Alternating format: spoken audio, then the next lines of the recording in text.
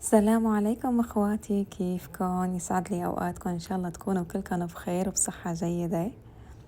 طمنوني كيف الاجواء عنكم؟ ان شاء الله يكون الجو شوي بلش يدفى. هلا بعرف البلدان العربية، اغلب البلدان العربية بتكون بالعادة يعني بلش الجو يدفى شوي. نحن والله اليوم فقنا على يوم مثلج كمان.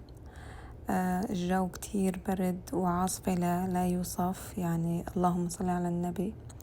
كتير برد وأجواء رمضان بنفس الوقت، بس هذا الجو كتير عم بيساعدنا بالرمضان الصراحة. يعني لا منعطش ولا منجوع، الحمد لله على كل حال. هو بكل الأجواء رب العالمين أكيد هو اللي بيساعد. فإن شاء الله الله يكتب لنا الأجر والثواب كمان.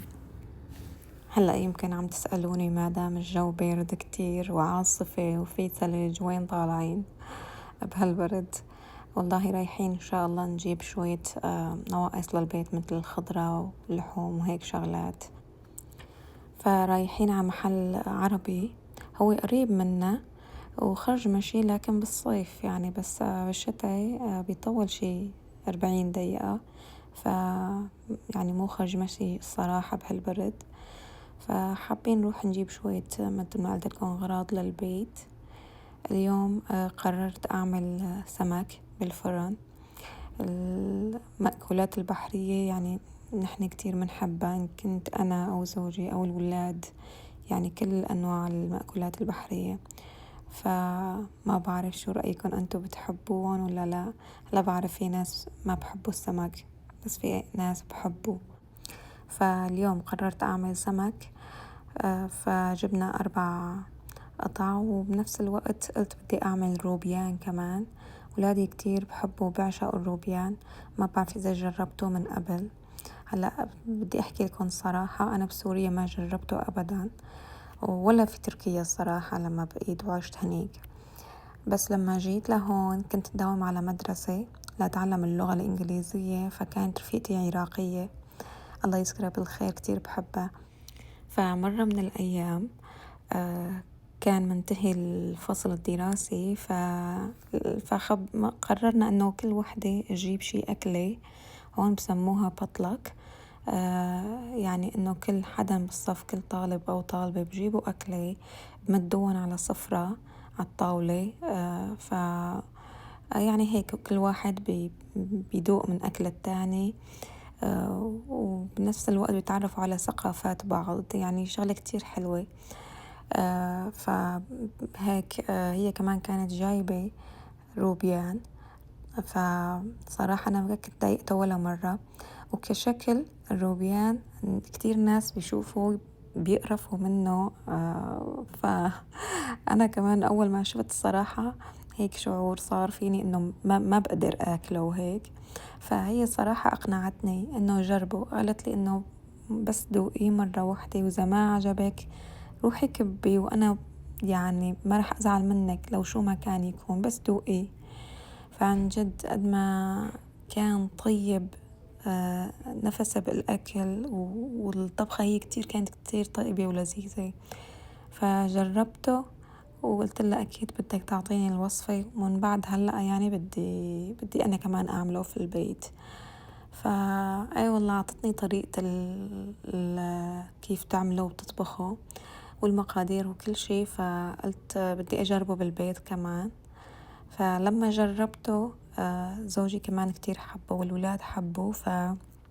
داومت يعني كل فترة وفترة بجيب وبعمل روبيان بشكل عائلي، كتير منحبه يعني.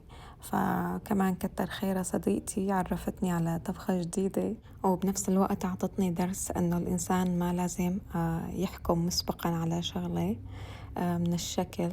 فأحيانا الأشكال تصدمنا، يعني حتى مثل ما عم قلكن بالطبخات كمان. فبقلكن أنا ما كل طبخاتي هيك طبخات سورية أصيلة، فبحب أجرب من بلدان تانية. مثلا بحب الدولمة العراقي، مثل ما قلتلكن روبيان على الطريقة العراقية. وفي كتير طبخات على الطريقة التركية بعملها أنا. يعني بحب شكل الصراحة، حلو الواحد يتعرف على عادات وتقاليد وثقافات البلدان التانية. فمثل ما قلت لكم جبنا 4 قطع سمك.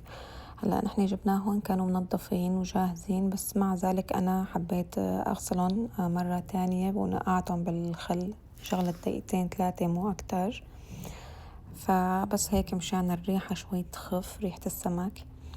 وبالنسبة للتوابل استخدمت مثل العادة تبلة السمك، استخدمت 1.5 معلقة ل4 قطع، وشوية نص معلقة شاي استعملت كمون، ونص معلقة شاي كزبرة، وملح، وزيت زيتون حسب الرغبة.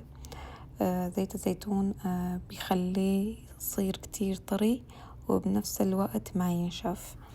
فبس هدول خلطتهم كتير منيح، وبعدها بلشت تبل السمك. طبعا قبل ما تبل السمك نسيت أخبركم أنه جرحت كل سمكة 4-5 مرات، فهيك لأنه بدي إياهم يشربوا التتبيلة منيح، لأني بدي أتركهم في البراد شغلة ساعتين بس هيك لبين ما يشربوا التتبيلة.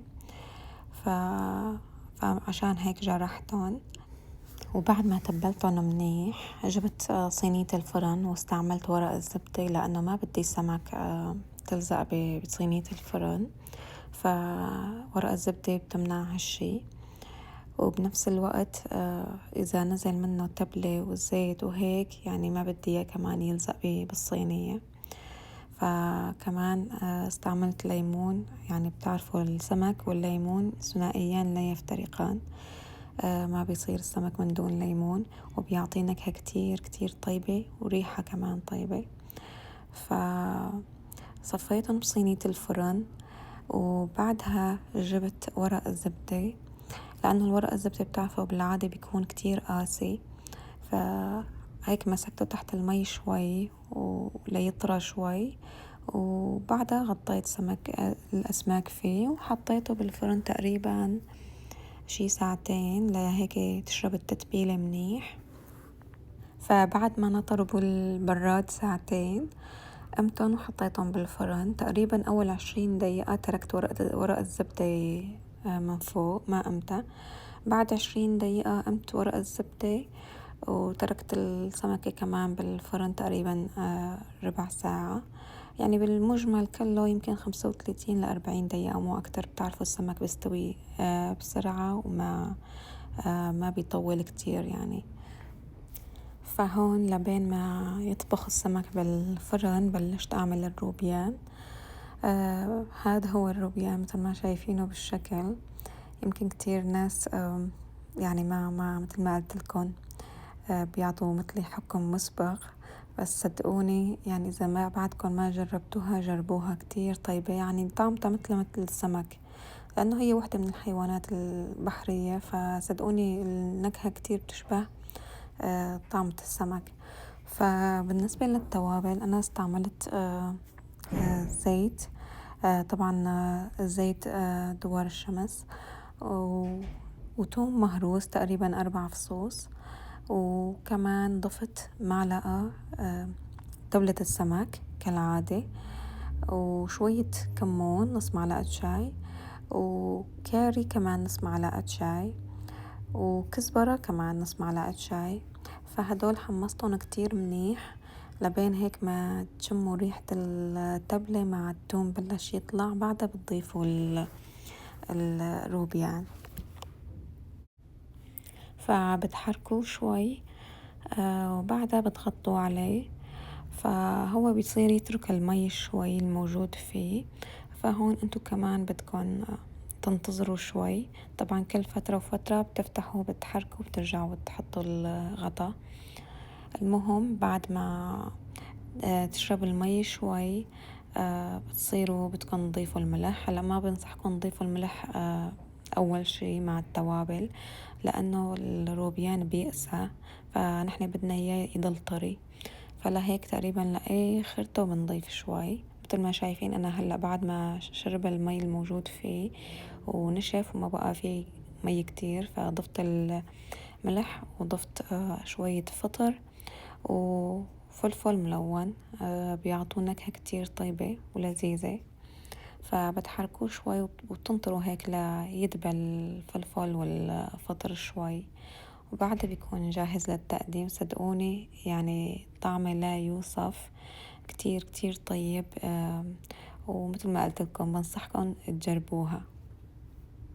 فهو ما بيطول كتير يعني بالطبخ، يعني مجمل من 35 ل40 دقيقة بيكون جاهز الطبخة.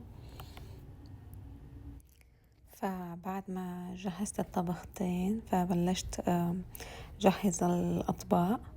فحبيت أورجيكم كمان الشكل النهائي لفطورنا اليوم، وهذا هو الشكل النهائي. الحمد لله كانوا الاثنين كتير طيبين. وعملت حده كمان سلطة. أنا بالعادة بحب سلطة الجرجير مع السمك، بيكون أطيب، بس للأسف لأنه ما لقينا في المحل فعملت سلطة عادية. بعد ما فطرنا قررنا أنه نروح على صلاة التراويح أنا وزوجي والولاد، لأنه كان الجو مطر كتير وما بيقدر يشتغل زوجي في المطر. فقلنا بلا ما نقعد في البيت نروح نصلي التراويح في الجامع. يمكن راح تقولوا لي ليش ما بيقدر يشتغل بالمطر، لأنه هو شغله توصيلة، والتوصيلة إنه بده ينزل كتير من السيارة ويطلع، فالمطر ما بيسمح لهالشي. الحمد لله على كل حال، كله خير وبركة من رب العالمين. هلأ بدي أسألكن كيفكن أنتم مع التراويح؟ هل عم بتروحوا على الجامع لتصلوا التراويح ولا في البيت؟ والله بدي أحكي لكم الصراحة، أنا على طول بصلي التراويح في البيت، حتى بالسنين الماضية، لأنه أولادي كلهم صغار. وبعرف أنه ما رح أتهنى في الصلاة في الجامع، وما بريد أنه أخذ الأولاد وأروح يعملوا فوضى هنيك ويزعجوا الناس اللي عم بيصلوا. ف... فما رحت ولا مرة، على طول كنت صلي في البيت. وأخذت فكرة أنه المرأة اللي عندها أولاد صغار مفروض تبقى في البيت وتصلي في البيت. هذا رأيي الشخصي. يمكن تعتبروها غلط بعضكم، بس أنا يعني هذا الصراحة رأيي الشخصي. هذا أول مرة قلت لحالي بدي أروح على صلاة تراويح ونشوف كيف رح يكون الأجواء. إذا الأطفال عطونا مجال وسمحوا لنا، يعني الواحد بيضل بيروح. فالحمد لله كان يوم كتير حلو. وصراحة الصلاة كمان في المسجد مع الجماعة يعني شعور لا يوصف. إذا الوحدة بصح لها المفروض لازم يعني تروح على الجامع لتصلي التراويح، لأنه هي أيام متعددة، فرح يخلص ما منشوف إلا يوم يكون خلص رمضان، فالواحد يكسبه. وأكيد بالصلاة مع جماعة له أجر وثواب غير عن الصلاة كشخص مفرد. فإن شاء الله ربي يكتب لي ويكتب لكم الأجر والثواب. فمجرد ما صلينا رجعنا على البيت الحمد لله، وانتهى يومنا. فإن شاء الله يكون عجبكم الفيديو اليوم. إذا عجبكم الفيديو لا تنسوا تشتركوا في قناتي إذا بعدكم ما اشتركتوا إخواتي. بتمنى أنكم كمان تحطوا لايك وتكتبوا تعليق، وبنفس الوقت تشيروا القناة مع قرايبينكم، أصدقائكم، عائلاتكم، لنقدر هيك نكبر العائلة الحلوة. بأمان الله وحفظ الرحمن أخواتي.